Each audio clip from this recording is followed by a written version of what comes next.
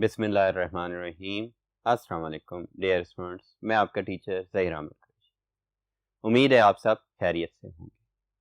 बच्चों, last lecture के अंदर रिक्वायरमेंट्स फॉर मोबाइल कम्युनिकेशन का टॉपिक डिस्कस किया गया और उम्मीद है कि आपने उसे अंडरस्टैंड भी कर लिया होगा और आपको अब ये पता लग गया होगा कि कैसे दो डिवाइसेस आपस में कम्युनिकेट कर रही होती हैं। जो हार्डवेयर यूज हो रहा होता है, जो डिवाइसेस यूज हो रही होती हैं या जो नेटवर्क के ऊपर कम्युनिकेशन परफॉर्म हो रही है, वो किस तरह से हो रही है, कल के लेक्चर में आपने उसे डिस्कस कर लिया है। आज का लेक्चर सॉफ्टवेयर ओरिएंटेड बेस है। आज हम देखेंगे जब दो डिवाइसेस आपस में कम्युनिकेट करती हैं तो कौन से प्रोटोकॉल्स रिक्वायर्ड होते हैं या किस टाइप की सॉफ्टवेयर रिक्वायर्ड होती हैं जब दो डिवाइसेस आपस में कम्युनिकेट कर रही होती हैं, और जो डाटा है वो एक डिवाइस से दूसरी डिवाइस तक कैसे ट्रांसफर हो रहा होता है। कल तो हमने देखा था कि दोनों डिवाइसेस जब कम्युनिकेट करती हैं उनके सिग्नल्स कैसे ट्रांसफर हो रहे होते हैं, वो दोनों आपस में कांटेक्ट कैसे कर रही होती हैं। और आज के लेक्चर के अंदर हम कम्युनिकेशन का आर्किटेक्चर डिस्कस करेंगे जिसके जरिए से मोबाइल फोन्स या मोबाइल डिवाइसेस आपस में कम्युनिकेट कर रही होती हैं।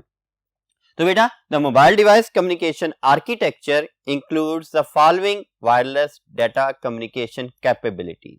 ये जो आर्किटेक्चर है वो इन कैपेबिलिटीज से मिलकर बना हुआ है। इसके जरिए से हमें ये डिस्क्राइब होता है कि डाटा कैसे ट्रेवल कर रहा है फ्रॉम सोर्स टू डेस्टिनेशन।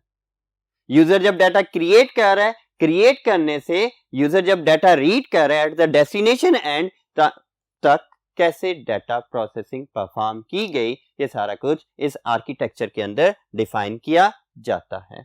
बच्चों, चैप्टर नंबर 5 के अंदर भी आपने कम्युनिकेशन स्टैंडर्ड्स को डिस्कस किया था और उसमें भी दो मॉडल्स को आपने डिस्कस किया था जिनके जरिए से data over the communication network processing देखी थी आपने कि जब दो डिवाइसेस आपस में यूजिंग नेटवर्क कम्युनिकेट कर रही होती हैं तो डाटा किस फॉर्म में किस स्टेज के ऊपर कैसे ट्रांसफर हो रहा होता है, ये चीजें आपने चैप्टर नंबर 5 में भी डिस्कस की और आज हम उसे वायरलेस कम्युनिकेशन के कॉन्टेक्स्ट में देख रहे हैं। वहां पर आपके पास जो मॉडल्स है चैप्टर 5 में आपने डिस्कस किए उनमें OSI layer model, TCP/IP model आपने देखे थे।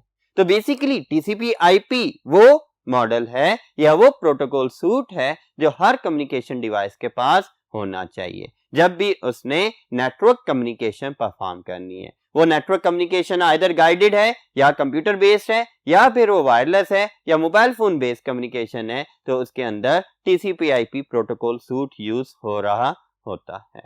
इसके अलावा जो मोबाइल के लिए डाटा रिप्रेजेंटेशन टेक्निक्स हैं वो थोड़ी डिफरेंट होती हैं डेस्कटॉप कंप्यूटर्स की डाटा रिप्रेजेंटेशन टेक्निक से।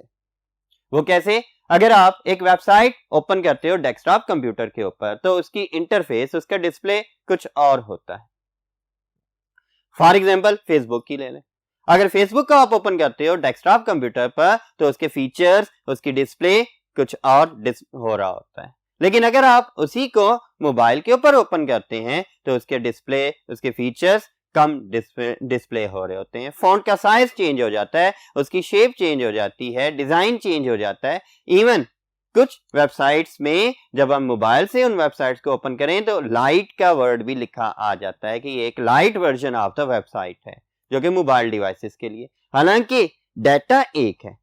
क्या मोबाइल डिवाइसेस के लिए अलग वेबसाइट बनाई गई और क्या डेस्कटॉप कंप्यूटर्स के लिए अलग वेबसाइट्स बनाई गई हैं? नहीं, वेबसाइट एक है जो वेब सर्वर्स पर पड़ी हुई हैं, लेकिन उनके अंदर प्रोग्रामिंग ऐसी कर दी जाती है आर्किटेक्चर की बेस के ऊपर डिवाइस आइडेंटिफिकेशन करके डिस्प्ले को उसी तरह से शो कर रहे होते हैं। इन सब चीजों को हम आज के लेक्चर के अंदर डिस्कस करते हैं। तो बेटा, डिवाइस कम्युनिकेशन आर्किटेक्चर जो है, जो मोबाइल डिवाइसेस के लिए यूज हो रहा है, उसके अंदर फॉलोइंग कैपेबिलिटीज होती हैं। कौन कौन सी कैपेबिलिटीज होती हैं? वेब प्रोटोकॉल स्टैक, जिसे हम WPS कह दें। फिर वायरलेस मार्कअप लैंग्वेज। अभी मैंने बात की कि आर्किटेक्चर्स ऐसे डिफाइंड होते हैं जिनके जरिए से डिफरेंशिएट करता है सिस्टम कि ये data on the desktop computer display हो रहा है या फिर ये ऑन मोबाइल डिवाइसेस डिस्प्ले हो रहा है। तो वो किन की बेस के ऊपर? ये देखिए, वायरलेस मार्कअप लैंग्वेज की बेस के ऊपर ये वर्किंग परफॉर्म की जा रही होती है। फिर इसके साथ साथ प्रोटोकॉल सूट भी यूज हो रहे होते हैं। उनमें सबसे काबिल जिक्र जो वायरलेस डिवाइसेस के लिए है वो वायरलेस एप्लीकेशन प्रोटोकॉल आ जाता है, कि ये हम डिस्कस करेंगे कि ये भी क्या होता है। फॉर एग्जाम्पल, एक और एग्जाम्पल हम देखते हैं कि आप एक वेबसाइट को अपने डेस्कटॉप कंप्यूटर पर तो ओपन कर लेते हैं, लेकिन जब आप उसे मोबाइल में ओपन करते हैं तो फौरन से आपको क्या देता है कि ये मोबाइल डिवाइस है और open this by using mobile app. Application के जरिए से आप उसे ओपन करें, आपके क्रोम में से वो फौरन से ऐप पर ट्रांसफर कर देगा। या कुछ वेबसाइट में ऐसे होता है कि वो कहते हैं कि do you want to open it by using app और do you want to use the web version. अब वेब एंड वेब वेबसाइट से निकला है जो कि डेस्कटॉप कंप्यूटर्स के लिए यूज हो रहा है, और वेब बेस्ड एप्लीकेशंस यानी wireless application protocol based application आपके मोबाइल डिवाइसेस पर रन हो रही होती है। तो देखते हैं इन्हें वन बाय वन कि वेब प्रोटोकॉल स्टैक क्या है, वायरलेस मार्कअप लैंग्वेज क्या है और वायरलेस एप्लीकेशन प्रोटोकॉल क्या है। तो सबसे पहले वेब प्रोटोकॉल स्टैक की बात करते हैं। बेटा, व्हाट इज स्टैक? जब भी डाटा अरेंजमेंट या चीजों को अरेंज किया जाता है तो दो तरह से अरेंज किया जा रहा होता है। एक क्या कहलाती है? स्टैक कहलाती है, और दूसरा क्यू कहलाती है। जब भी स्टूडेंट्स आप फीस जमा करवाने के लिए बैंक के बाहर लाइन में खड़े होते हैं, वो क्या होती है? वो क्यू होती है। अरेंजमेंट ऐसे हो रही है कि फर्स्ट इन फर्स्ट आउट। किस तरह कि जो सबसे पहले इंटर हुआ वही सबसे पहले प्रोसेस होगा।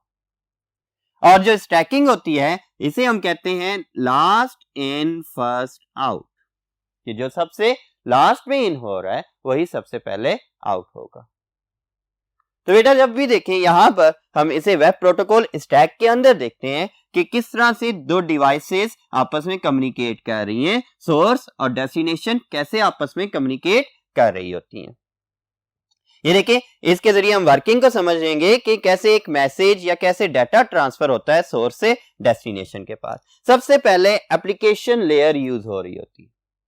अब इस एप्लीकेशन लेयर का क्या काम है? एप्लीकेशन लेयर का काम डाटा को मैनेज करना होता है, डाटा को रिप्रेजेंट करना होता है टू द यूजर।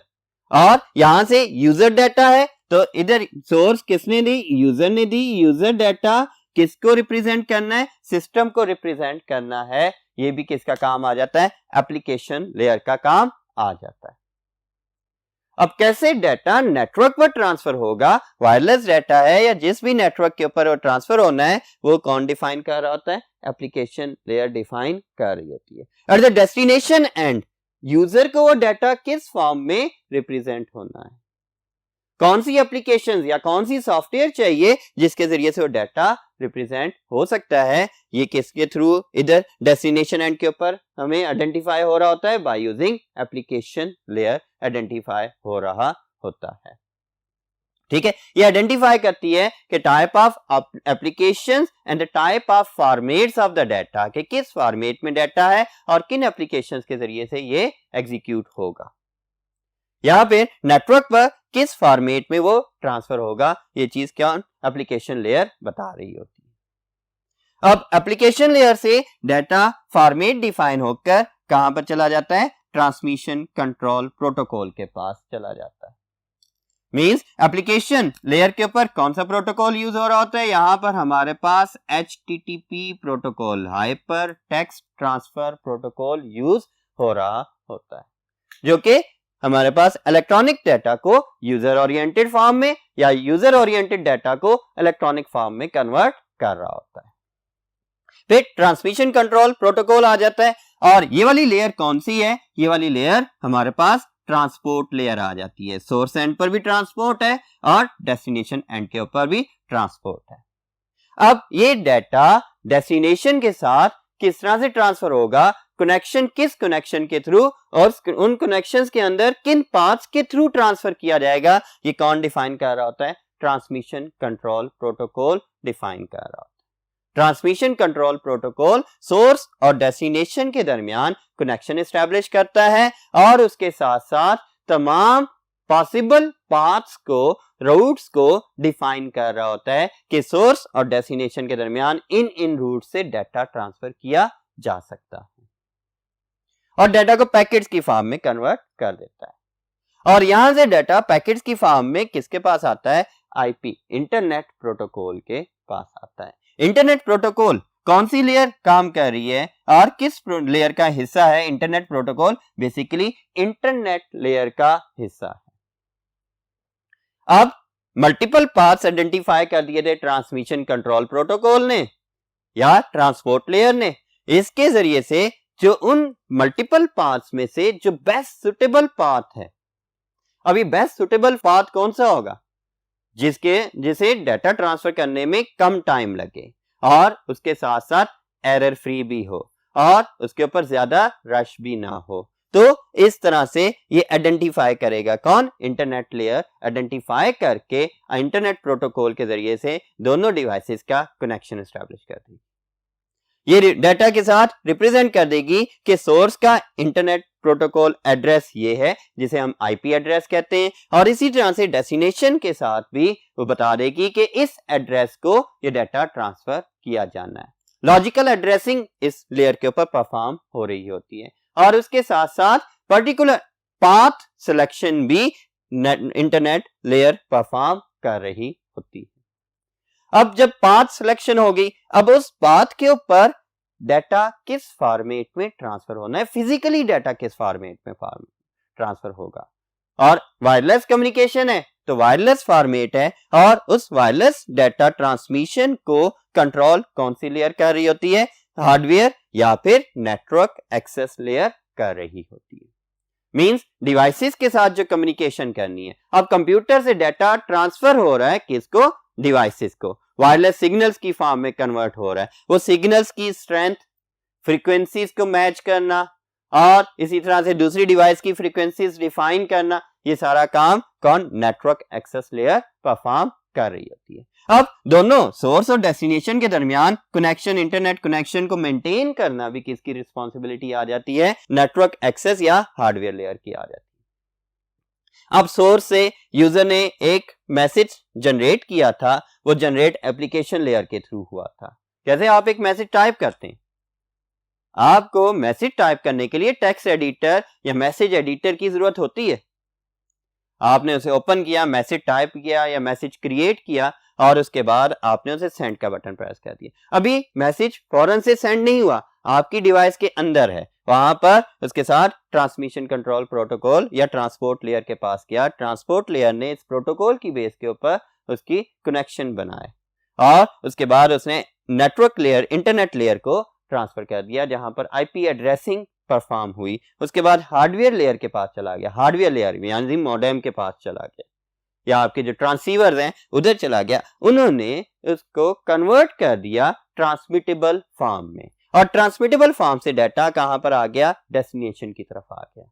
और इन दोनों के दरमियान जो कल हमने लेक्चर पढ़ा था जिसके अंदर base station, switching nodes, mobile devices वगैरह यूज हो रही थी, अभी देखें एक मोबाइल डिवाइस ये है, दूसरी ये है, इनके दरमियान में जो कम्युनिकेशन परफॉर्म हो रही थी, जो कंपोनेंट्स रिक्वायर्ड थे, कल के लेक्चर में हमने डिस्कस किए थे।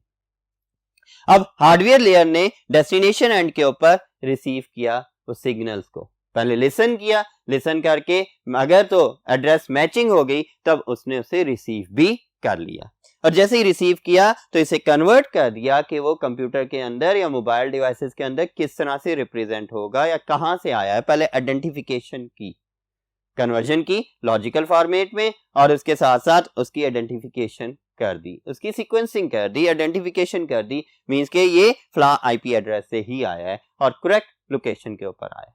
इसके बाद टीसीपी लेयर ने भी आइडेंटिफिकेशन कर लेता है, वो भी अपनी ट्रांसपोर्ट पर्पसेस को और राउटिंग के जो उनसे ऑपरेशंस हैं उन्हें परफॉर्म कर लेता है और उसके बाद एप्लीकेशन लेयर को ट्रांसफर हो जाता है। अब एप्लीकेशन लेयर क्या करती है? जिस फॉर्मेट में यूजर को वो डाटा डिस्प्ले होना है उस फॉर्मेट में उसे कन्वर्ट कर देती है और इधर यूजर उसे दोबारा से रिसीव कर लेता है। जो रिसीवर है वो उसे रिसीव करके ओपन कर ले या सेव कर ले या जो भी उसके ऊपर प्रोसेसिंग परफॉर्म करना चाहे वो इस एप्लीकेशन लेयर के थ्रू अपनी डिवाइसेस के अंदर प्रोसेसिंग को परफॉर्म कर रहा होता है। यही कम्युनिकेशन मॉडल आपके तमाम वायरलेस कम्युनिकेशन स्टैंडर्ड्स या टाइप्स के अंदर यूज हो रहा होता है। जितनी भी टेक्नोलॉजीज हैं, ब्लूटूथ है, इंफ्रारेड है, वाईफाई है, वाईमैक्स है, सैटेलाइट है, सेलुलर कम्युनिकेशन, सब के अंदर इसी तरह से कम्युनिकेशन परफॉर्म हो रही होती है।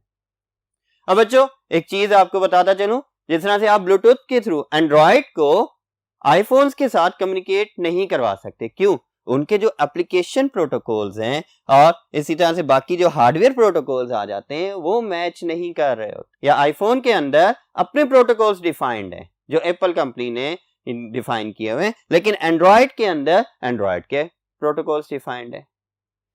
जब तक प्रोटोकॉल सेम नहीं होंगे दोनों डिवाइसेस के अंदर, तब तक कम्युनिकेशन पॉसिबल नहीं होगी। तो यही चीज वेब प्रोटोकॉल स्टैक के अंदर आ जाता है। स्टैकिंग हुई है, देखिए एप्लीकेशन लेयर जो कि सबसे आखिरी लेयर है, फिर transmission control protocol, net transport layer आ जाती है, फिर internet protocol means internet layer आ जाती है, फिर हार्डवेयर। जबकि जब उसके ऊपर वर्किंग हो रही है, जो सबसे आखिर में इंटर हुआ वो सबसे पहले आ रहा है, ठीक है। फिर इसके बाद ये जब रिवर्स कर रहे हैं तो उसके उलट जा रहे हैं। तो यही चीज स्टैकिंग में आ रही होती है। तो बेटा web protocol stack consist of TCP, IP and HTTP, transmission control protocol and internet protocol suite, as well as HTTP. HTTP क्या है? Hyper text transfer protocol. ये क्या है? ये हाइपर टेक्स्ट ट्रांसफर प्रोटोकॉल, यानी कि डाटा किस तरह से ट्रांसफर होगा, दो डिवाइसेस के दरमियान किस तरह कम्युनिकेट किया जाएगा, वो HTTP डिफाइन कर रहा होता है। Its purpose is to allow to computer और mobile devices to communicate with each other over the internet. कि इंटरनेट के ऊपर दोनों डिवाइसेस कैसे कम्युनिकेट करेंगी, ये चीज डिफाइन कौन कर रहा है? वेब प्रोटोकॉल स्टैक डिफाइन कर रहा है। तो बच्चों अब आपको एक स्केच सा पता लग गया होगा कि कैसे दो डिवाइसेस या दो मोबाइल डिवाइसेस आपस में कम्युनिकेट कर रही होती है। मजीद पॉइंट्स को डिस्कस करते हैं नेक्स्ट बोर्ड के ऊपर। तो चलते हैं नेक्स्ट बोर्ड की जानिब। ओके बच्चों, according to web protocol stack, अगर हम वेब प्रोटोकॉल स्टैक को देखते हैं तो when a message is sent over the internet, जब सोर्स डिवाइस मैसेज सेंड करती है इंटरनेट के ऊपर, it is translated from text form to electronic signals. ये क्या होता है? ट्रांसलेट होता है टेक्स्ट फॉर्म से इलेक्ट्रॉनिक सिग्नल्स, क्योंकि इंटरनेट तो हमारे पास कोई ना कोई मीडियम यूज कर रहा होता है जिसके जरिए से उसने सिग्नल्स को ट्रांसफर करना है from one device to another device. और वायरलेस कम्युनिकेशन के अंदर एयर मीडियम यूज हो रहा होता है, और एयर मीडियम में डाटा की फॉर्म में, इलेक्ट्रॉनिक फॉर्म में ट्रांसफर तो नहीं होता, उसके अंदर वो एनालॉग फॉर्म में ट्रांसफर हो रहा होता है। तो बेटा इसे क्या करता है? ट्रांसलेट करता है वेब प्रोटोकॉल स्टैक। जब भी कोई मैसेज सेंड होता है इंटरनेट के ऊपर, कहां से? टेक्स्ट फॉर्म से इलेक्ट्रॉनिक सिग्नल्स पर एट द सोर्स डिवाइस, और वो electronic signals further hardware layer या नेटवर्क एक्सेस लेयर के थ्रू ट्रांसमिटेबल फॉर्म में कन्वर्ट हो जाते हैं। पहले एयर मीडियम यूज होता रहा वायरलेस कम्युनिकेशन के लिए, और आजकल लेटेस्ट रिसर्च के मुताबिक लाइट मीडियम यूज हो रहा है। पहले हम वाईफाई कहते थे, आजकल लाइफाई का दौर आता जा रहा है, जिसकी बेस के ऊपर 264 Gbps तक का डाटा ट्रांसमिशन पॉसिबल होगी लाइट सोर्स के मुताबिक, और इसे एज ए वायरलेस मीडियम के यूज किया जा रहा है। तो बेटे वही चीजें कि एट द सोर्स डिवाइस क्या करता है? ट्रांसलेट करता है टेक्स्ट डाटा को इलेक्ट्रॉनिक सिग्नल्स में, ताकि वो डिवाइस उसके ऊपर कम्युनिकेशन परफॉर्म कर सके, एंड देन और फिर translated back to the text form. अब जब डेस्टिनेशन के ऊपर आता है तो डेस्टिनेशन में क्या कह रहा था? WPS ट्रांसलेट करता है दोबारा से इलेक्ट्रॉनिक सिग्नल को किस फॉर्म में? टेक्स्ट फॉर्म के अंदर। मैंने आपको एप्लीकेशन लेयर के ऊपर ये चीज बताई कि एप्लीकेशन लेयर क्या कर रही है? यूजर फॉर्म से किस फॉर्म में? कंप्यूटर प्रोसेसिंग फॉर्म में कन्वर्ट कर रही है, और डेस्टिनेशन एंड के ऊपर जिस फॉर्म में कंप्यूटर में वो डाटा मौजूद है, इलेक्ट्रॉनिक फॉर्म से किसमें दोबारा यूजर अंडरस्टैंडेबल फॉर्म में डाटा ट्रांसमिट हो रहा होता है, जो कि टेक्स्ट फॉर्म है। अगर आप एक एसएमएस सेंड कर रहे हैं एट द डेस्टिनेशन डिवाइस के ऊपर क्या करता है, ट्रांसलेशन परफॉर्म हो रही होती है। जब भी कोई मैसेज सेंड होता है, मैसेज हम टाइप करते हैं, सेंड का बटन प्रेस करते हैं, तब क्या हुआ, तब टेक्स्ट डाटा कन्वर्ट हो गया किसमें, इलेक्ट्रॉनिक सिग्नल्स में। अब जो ये कन्वर्जन हो रही होती है वो भी किसी न किसी प्रोटोकॉल के मुताबिक हो रही होती है। हमने वो प्रोटोकॉल कौन सा देखा, HTTP, के ये HTTP क्या कर रहा होता है, टेक्स्ट डाटा को इलेक्ट्रॉनिक सिग्नल्स में कन्वर्ट कर देता है। और टेक्स्ट के साथ साथ अगर हम कोई एनिमेशन यूज कर रहे हैं, कोई पिक्चर्स अपने मैसेज के अंदर सेंड कर रहे हैं, या कोई टेबल्स हैं, या कोई और इस तरह से कोई फाइल सेंड कर रहे हैं, तो उन्हें भी एक स्टैंडर्ड फॉर्म के अंदर कन्वर्ट कर देता है, जिसके ऊपर इलेक्ट्रॉनिक प्रोसेसिंग परफॉर्म की जा सकती है। एवरी कंप्यूटिंग मोबाइल डिवाइस या कंप्यूटिंग कह लें या mobile device needs protocol stack to communicate over the internet. आप चैप्टर नंबर 5 में भी TCP/IP लेयर मॉडल के अंदर ये चीज पढ़ते आए हैं कि every computer contain TCP/IP model to communicate over the internet. जब भी इंटरनेट के साथ कम्युनिकेशन परफॉर्म करनी है तो TCP/IP मॉडल का होना लाजमी है आपकी डिवाइस के अंदर, तभी हम इंटरनेट के ऊपर कम्युनिकेशन परफॉर्म कर सकते हैं। इसी तरह से मोबाइल डिवाइसेस के अंदर भी TCP और HTTP का होना लाजमी है, जिसे कलेक्टिवली हम क्या कह रहे हैं, वेब प्रोटोकॉल स्टैक कह रहे होते हैं। It is usually built in the operating system.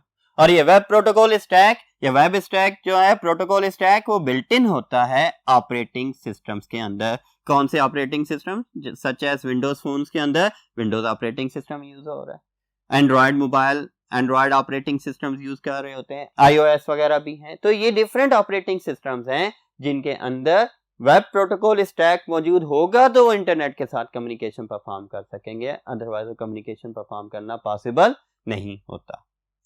Commonly use protocol stack for internet over mobile computing devices is known as TCP/IP protocol stack.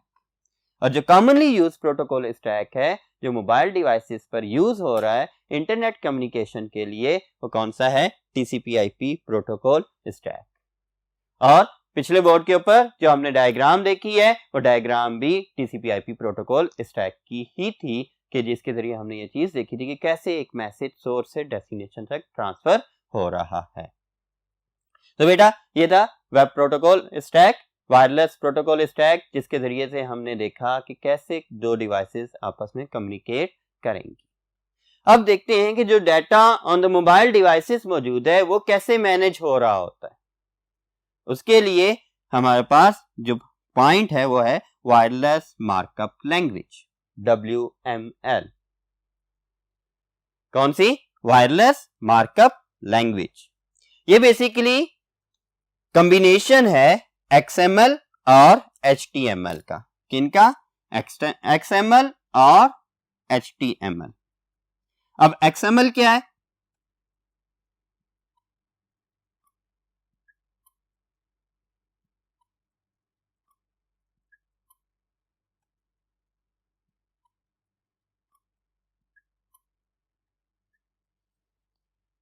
और HTML hyper text markup language. बेटा ये दो languages हैं और इन दोनों लैंग्वेजेस के जरिए से हम इंटरनेट डाटा को on our computing devices access कर सकते हैं या इनको प्रोसेस कर सकते हैं। जो भी वेबसाइट्स के ऊपर डाटा शो हो रहा होता है या जो वेब पेजेस पर डाटा शो हो रहा होता है वो सारा किन की बेस के ऊपर हो रहा होता है, HTML बेस्ड होता है या XML, या दोनों के कॉम्बिनेशन से शो हो रहा होता है। HTML बेसिकली एक स्क्रिप्टेड लैंग्वेज है।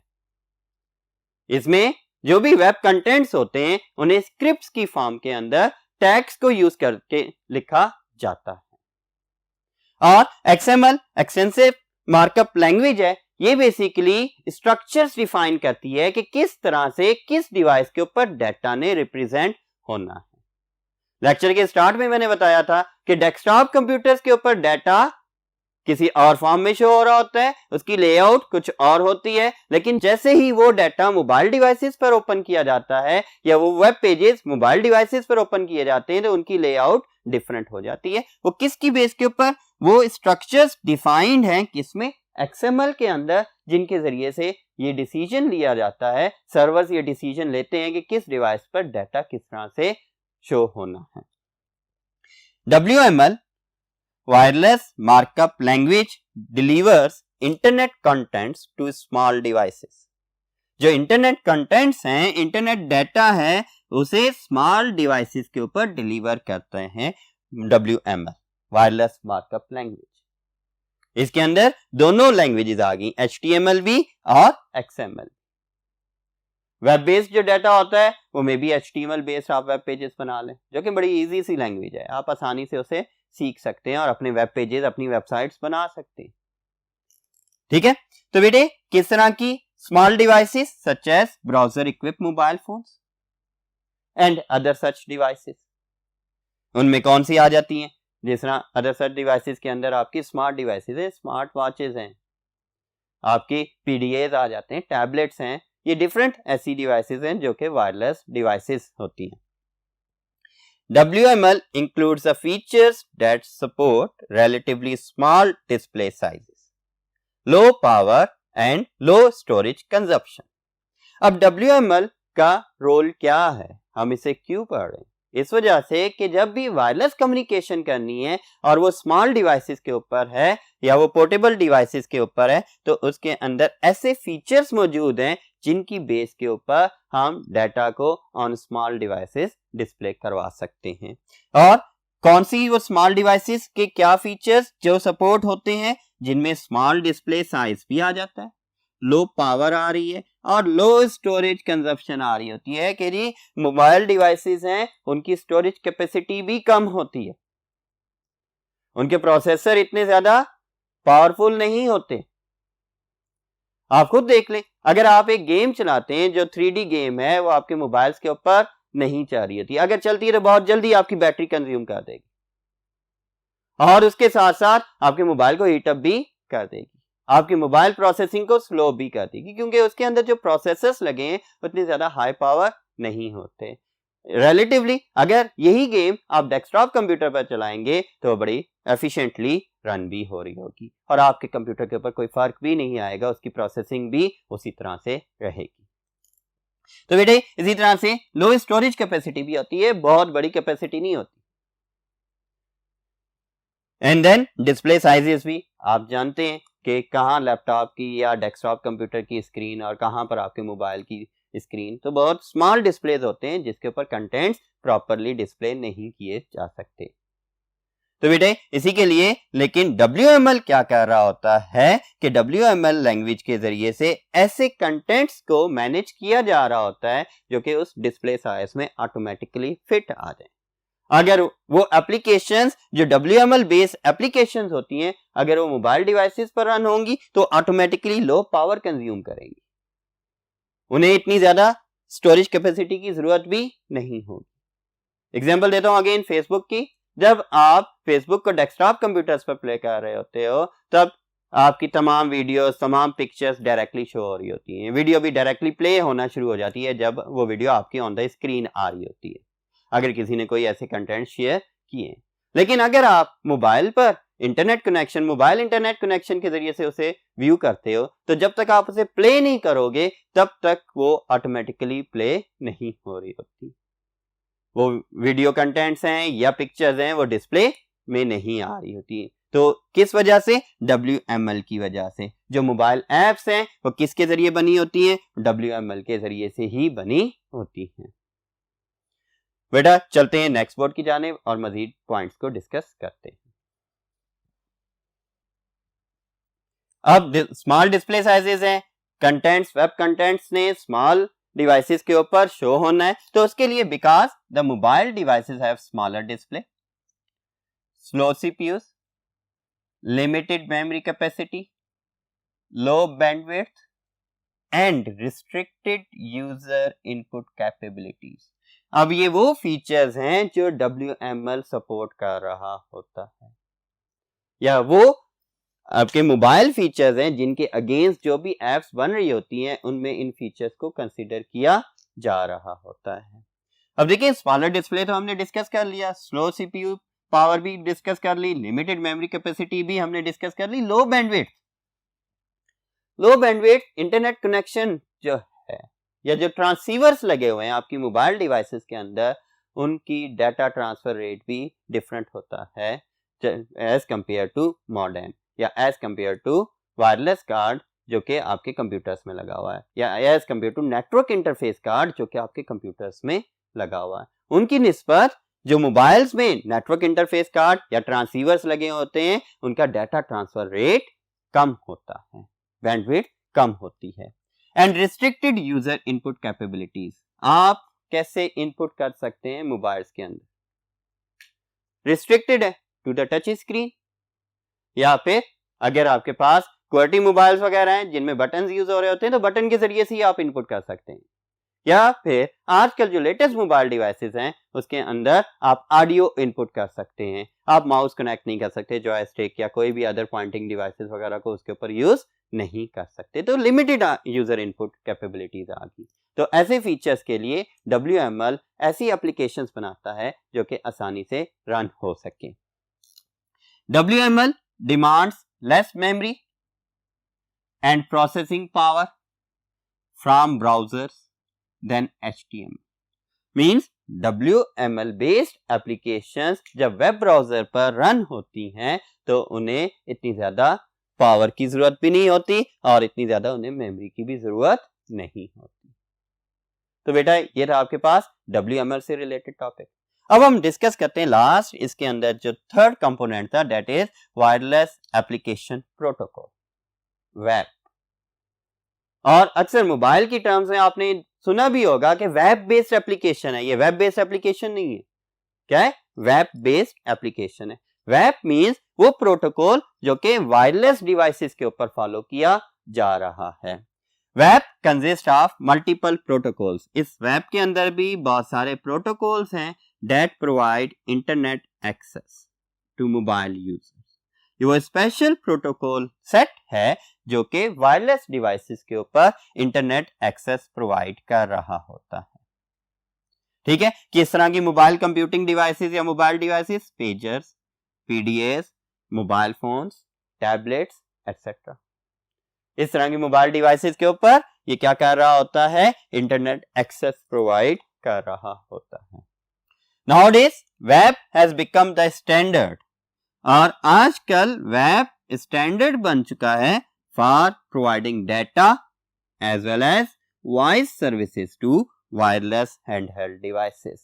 वायरलेस डिवाइसेस के ऊपर ना सिर्फ इंटरनेट के साथ साथ data as well as voice services को प्रोवाइड कर रहा होता है। किस तरह से?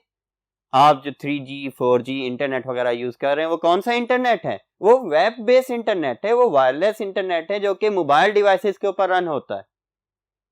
अगर हमने उसे डेस्कटॉप कंप्यूटर पर रन करना हो तब तक हम उसे रन नहीं कर सकते जब तक उसके साथ कोई ऐसी डिवाइस ना कनेक्ट कर दें जिसके अंदर मोबाइल सिम यूज हो रही हो। तो यही वजह है कि ये वायरलेस कम्युनिकेशन के लिए यूज हो रहा है और वायरलेस डिवाइसेस के ऊपर ये इंटरनेट एक्सेस प्रोवाइड करता है। ये डिफरेंट है देन TCP/IP या फिर जो वो प्रोटोकॉल्स जो हमारे पास यूज हो रहे हैं डेस्कटॉप कंप्यूटर या जो हमारा गाइडेड इंटरनेट है उसके लिए, उससे ये डिफरेंट होते हैं।